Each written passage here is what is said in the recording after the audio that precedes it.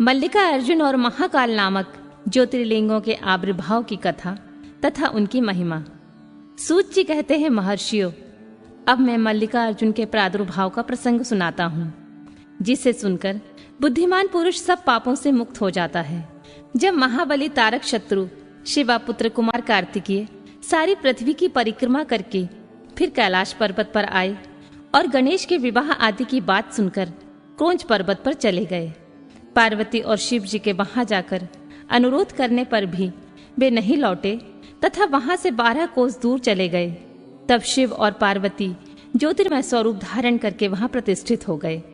दोनों पुत्र स्नेह से आतुर हो पर्व के दिन अपने पुत्र कुमार को देखने के लिए उनके पास जाया करते हैं।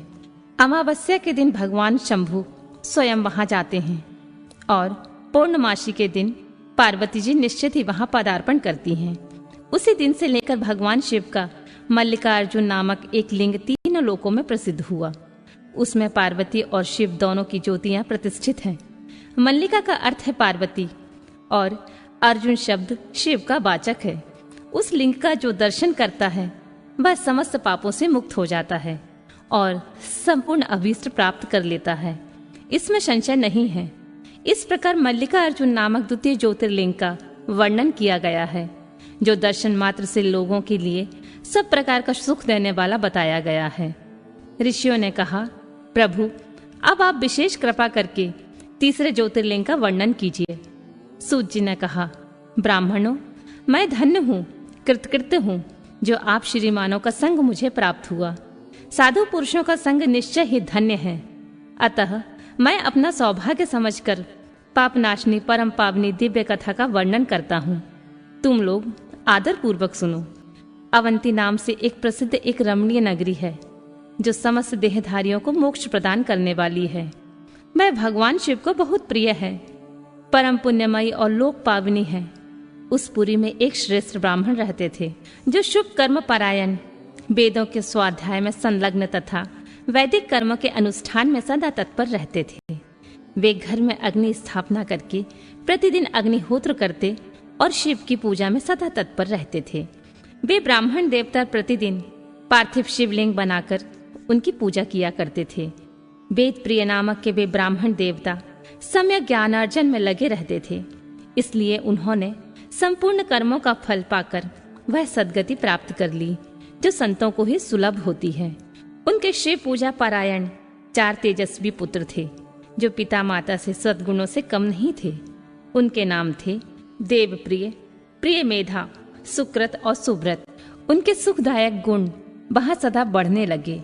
उनके कारण अवंती नगरी ब्रह्म तेज से परिपूर्ण हो गई थी। उसी समय रत्नमाल पर्वत पर दूषण नामक एक धर्मदेशी असुर ने ब्रह्मा जी के वर पाकर वेद, धर्म तथा धर्मात्माओं पर आक्रमण किया।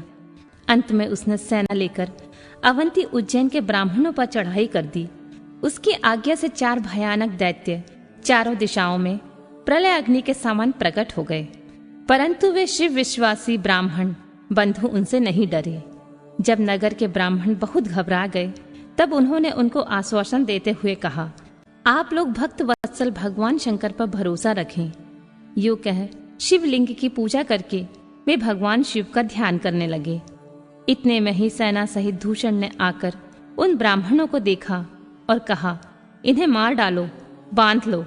वेद प्रिय के पुत्र उन ब्राह्मणों ने उस समय उस दैत्य की कही हुई बात नहीं सुनी, क्योंकि वे भगवान शंभु के ध्यान मार्ग में स्थित थे। उस दुष्ट आत्मा दैत्य ने जो ही उन ब्राह्मणों को मारने की इच्छा की, त्यों ही उनके द्वारा पूजित पार्थिव शिवलिंग के स्थान में एक बड़ी भारी आवाज के साथ एक गड्ढा प्रकट हो गया। उस गड्ढे से तत्काल विकट रूपधारी भगवान शिव प्रकट हो गए, जो महाकाल नाम से विख्यात हुए। वे दुष्टों के विनाशक और सत्पुरुषों के आश्रयदाता हैं।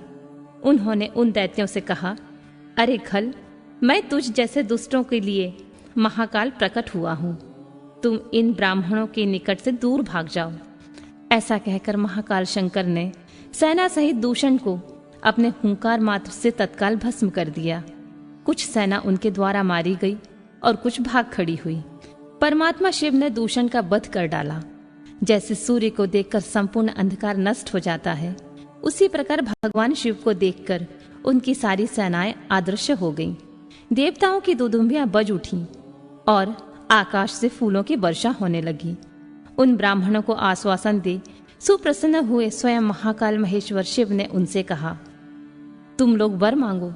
उनकी यह बात सुनकर वे ब्राह्मण सब हाथ जोड़कर भक्ति भाव से भली भांति प्रणाम करके नतमस्तक हो बोले, महाकाल, महादेव, दुष्टों को दंड देने वाले प्रभु, शंभु, आप हमें संसार सागर से मोक्ष प्रदान करें।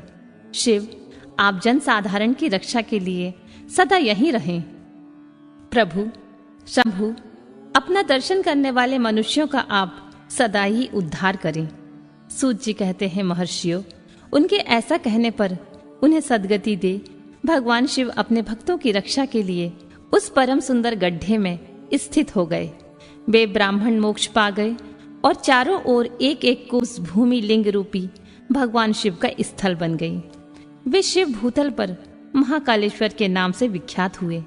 ब्राह्मणों, उनका दर्शन करने से स्वप्न में भी कोई दुख नहीं होता।